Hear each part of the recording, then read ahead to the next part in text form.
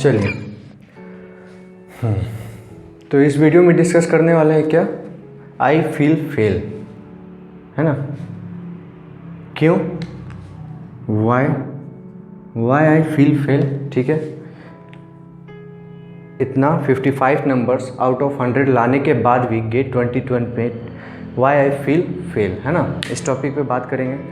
ठीक है, देखिए जैसे कि सब कहते हैं कि मैंने सेल्फ स्टडी की थी, है ना, और अपीयरिंग में था, खुद से तैयारी की थी, अपीयरिंग में था, और तब जाके इतना 55 मार्क्स आए। कोई पोस्टल स्टडी नहीं, कोई ऑनलाइन कोचिंग नहीं, कोई भी ऑफलाइन कोचिंग नहीं, कुछ नहीं, ठीक है, ना ही कॉलेज, 100% सेल्फ स्टडी, फिर भी 5 मार्क्स आए आउट ऑफ 100, वो भी फर्स्ट अटेम्प्ट में, है ना।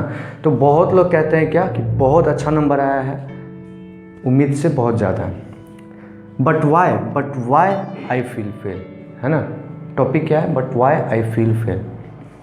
देखिए आदमी खुद को कब फील होता है कि हम फेल हैं कि पास है, दूसरा क्या कहे, सामने वाला क्या कहे क्या नहीं कहे, उससे कोई फ़र्क नहीं पड़ता। खुद को कब फील होता है कि हम पास हैं कि फेल हैं, कब,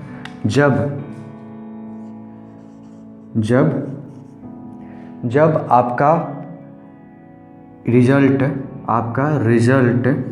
उम्मीद से ज़्यादा हो तो आप क्या फील करोगे, विन। जब आपका रिजल्ट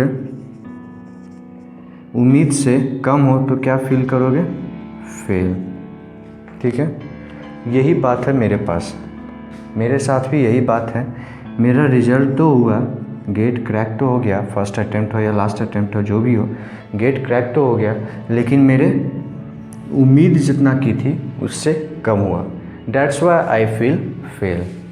ठीक है, तो मैं आज बताने वाला हूँ कि मैं तो चलिए 55 आ गया और मैं खुद को तो फील कर रहा हूँ कि मैं फ़ेल हूँ। ठीक है, तो मैं फील कर रहा हूँ फेल हूँ, तो कितना उम्मीद की थी, सबसे पहली बात, कितना उम्मीद की थी मैंने खुद से, कितने के लिए तैयारी की थी, उतने के लिए की थी, तो फिर फेल क्यों हो गया, 55 ही क्यों आया, है ना। ये सब आज डिस्कस करने वाला हूँ इस वीडियो में। ठीक है, हालांकि स्ट्रैटेजी अपने स्ट्रैटेजी वाले वीडियो में बता चुका हूँ, ठीक है, लेकिन यहाँ पे एक अलग वीडियो बना रहा हूँ। ठीक है, चलिए देखिए यहाँ पे बताते हैं आपको, यहाँ पे, ठीक है। देखिए मैंने तैयारी की थी कितनी, 55 मार्क्स की। क्या हुआ था, मैं प्रिपेयर्ड था, दिख रही है ना वहाँ पे। चलिए 55 मार्क्स के लिए मैं प्रिपेयर्ड था। आया कितना मेरे को, सॉरी अटेम्प्ट कितना किया मैंने, 75 मार्क्स, है ना, क्या, अटेम्प्ट। ठीक है, फिर उसमें से मेरे को आना कितना चाहिए था, एकदम एग्जैक्ट आ जाना चाहिए था, कितना, 68 मार्क्स आ जाना चाहिए था।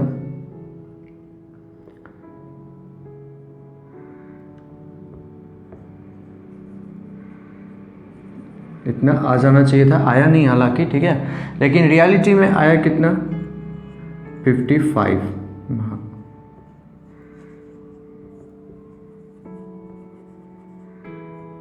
ठीक है, रियलिटी में मेरे 55 मार्क्स हैं।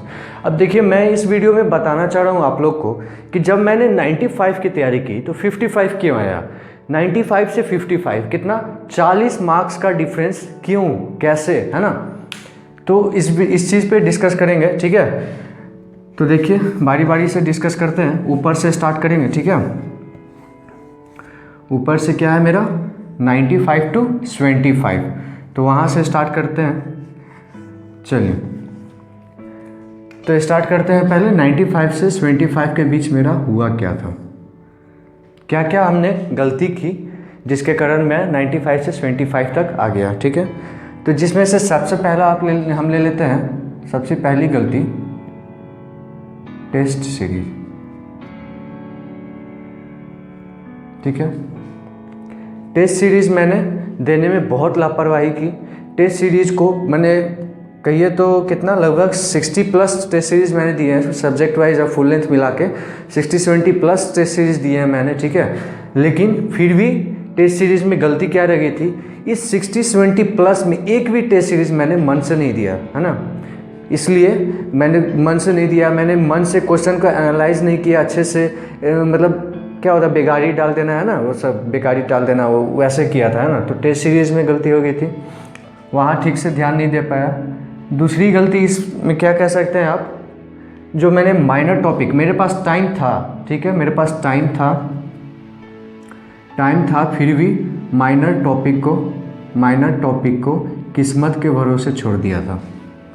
मेरे पास टाइम था, फिर भी मैंने माइनर टॉपिक को किस्मत के भरोसे छोड़ दिया, ठीक है, ये हो गए। और तीसरी बात, टाइम था तो फिर माइनर टॉपिक छोड़ा, लेकिन जो वो टाइम था वो गया कहाँ गया, कॉलेज। जो मेरे पास टाइम था वो कॉलेज में फालतू का वेस्ट किया, है ना, फालतू का, ये नहीं कि काम का, फालतू, है ना। ये 3 कारण से मेरे 95 से 75 पे मैं आ गया, ठीक है। चलिए अब देखते हैं क्या 75 से 68 क्यों आया, ठीक है। सब ये सिविल के लिए बात कर रहे हैं मैं, ठीक है। 75 से 68 क्यों आया, सबसे पहला और बहुत बड़ा प्रॉब्लम क्या था, अनएक्सपेक्टेड क्वेश्चन थे, अनएक्सपेक्टेड क्वेश्चन, ठीक है, जिससे मैंने उम्मीद नहीं की थी वैसे क्वेश्चन आए थे। जैसे कि जो माइनर टॉपिक मैंने छोड़ा था, मुझे लगा था कि एकदम नहीं आएगा, वो आया, ठीक है, पहली बात। दूसरी बात, सिविल की जो 14-15 सब्जेक्ट होती है उसमें से 4-5 डिजाइनिंग पेपर की जो सब्जेक्ट होती है, जैसे आरसीसी, स्टील, स्ट्रक्चर, ये सब है ना, इस सब का क्या होता है, आईएएस कोड होता है, जो ऑफिशियली तो बीटेक वाले को दिया नहीं जाता है, या फिर उसका कोई ऑफिशियल टॉपिक या सब्जेक्ट नहीं होता है, लेकिन साइड में उसको पढ़ा जाता है। तो आईएएस कोड जो होता है, ठीक है, आईएएस कोड, उससे हूबहू डायरेक्ट 3-4 क्वेश्चन आ गए थे। आईएएस कोड से 3-4 क्वेश्चन आ गए थे, ठीक है। इसलिए मैं 75 से 68 पे आ गया, ठीक है। ये 2 कारण थे, 75 to 80 में 68, ठीक है।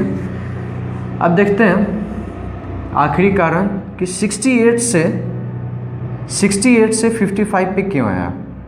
जब सारा प्रॉब्लम यहीं पे सॉर्ट आउट हो गया, इतना प्रॉब्लम था, चलिए यहीं पे सॉर्ट आउट हो गया, तो फिर 68 आना चाहिए था, तो फिर 68 से 55 क्यों आया। हम कह रहे हैं कि 68 एकदम आ जाना चाहिए, तो फिर 68 से 55 कैसे हुआ, है ना। ये भी बहुत बड़ा डिफरेंस है, और ये नंबर कहाँ से कहाँ मेरे को ले गया, ठीक है। हालांकि ठीक ठाक जगह पे पहुँच गया हूँ, लेकिन उम्मीद से कम ही है, ठीक है। That's why I feel fail, okay.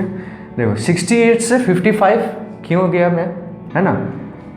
सबसे पहला प्रॉब्लम, एग्ज़ाम के समय क्या, प्रेशर, एग्ज़ाम के समय का प्रेशर, ठीक है, एग्ज़ाम के समय का प्रेशर।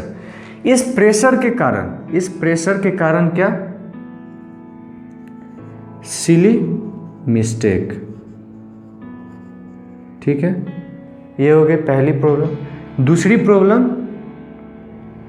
प्रॉब्लम, जो मैंने आंसर बना लिया था, जो क्वेश्चन बना लिया था, उसको दोबारा रिवाइज नहीं किया। कुछ क्वेश्चन, जैसे कि इंटीजर्स क्वेश्चन में क्या होता है, एक बार जो कैलकुलेट करके इंटीजर्स आया उसको दोबारा रीचेक नहीं किया, है ना। आप रीचेक कह लीजिए, मैंने जो आंसर बनाया था आंसर शीट पे, उसको रीचेक नहीं किया था, है ना। ये 2 प्रॉब्लम, ठीक है। चलिए देखिए, तो ये रहा मेरा फाइनली, इतने सारे प्रॉब्लम आए थे मेरे साथ, जिसके कारण मैं 95 से 55 पे आ गया, ठीक है। मैं चाहता हूँ, मैं इस वीडियो को आपको प्रॉब्लम इसलिए डिस्कस कर रहा हूँ पॉइंट वाइज इसलिए इस प्रॉब्लम को डिस्कस कर रहा हूँ, क्योंकि अगर आप ये सारे प्रॉब्लम को एलिमिनेट कर देते हैं तो 55 से 95 पहुँचने तक आपको कोई नहीं रोक सकता, ठीक है। तो आप इस प्रॉब्लम को सोचिए, कोशिश करिए ज़्यादा से ज़्यादा इस प्रॉब्लम को क्या करने का, अपने से दूर रखने का, एलिमिनेट करिए, है ना। तो देखिए पहला क्या, रीचेक। अब देखिए यहाँ तो आ गया, इसमें से मैं क्या क्या करते जाता तो मेरे मार्क्स कैसे कैसे बढ़ते जाते। देखिए अगर मैं रीचेक कर लेता तो 55 के बजाय 100% 50 आते हैं, ठीक है। उसके बाद मैं सिली मिस्टेक नहीं करता प्रेशर के कारण, ना मैं प्रेशर होता और ना प्रेशर के कारण मैं सिली मिस्टेक नहीं करता, तो मेरे 50 से 68 आराम से पहुंच जाते हैं। 55 से 60, फिर 60 से 58, है ना, 100% 60, सॉरी माफ़ करिएगा, वो 55 से 50 बोल दिया था, ठीक है। अगर रीचेक मैं संभाल लेता तो 55 से 60 आराम से पहुंच जाते। फिर सिली मिस्टेक प्रेशर संभाल लेता मैं तो 60 से 68 आराम से पहुंच जाता, ठीक है। अब रही बात ये IAS कोड, ये IAS कोड तो मैं कोशिश करता तो भी नहीं हो पाता। क्यों? क्योंकि IAS कोड का कोई लिमिट नहीं है, कहाँ से पूछे कहाँ नहीं, बहुत छोटे छोटे टर्म होते हैं, तो उतना याद करना पॉसिबल नहीं है, तो ये चलिए मैं नहीं कर पाता। लेकिन अनएक्सपेक्टेड क्वेश्चन, इसमें से मैं 50% चाहता तो 50% कर सकता था। तो 68 से 75 तक पहुंचने के लिए IAS कोड को हटा दिए, 50% अनएक्सपेक्टेड क्वेश्चन को ले लिया जाए, तो 68 से मेरे 100% आपको 21 22 आराम से आते, ठीक है। तो 22 आते मेरे, ठीक है, 22। अब उसमें से मैं ये कॉलेज का टाइम तो नहीं हटा सकता था, क्योंकि अपीयरिंग का हूँ स्टूडेंट, अपीयरिंग का था उस समय। कॉलेज में टीचर्स लोग तो वैसे ही, मेरे कॉलेज का तो आप बात ही छोड़ दीजिए, टीचर्स लोग तो सपोर्ट बिल्कुल भी नहीं करते हैं।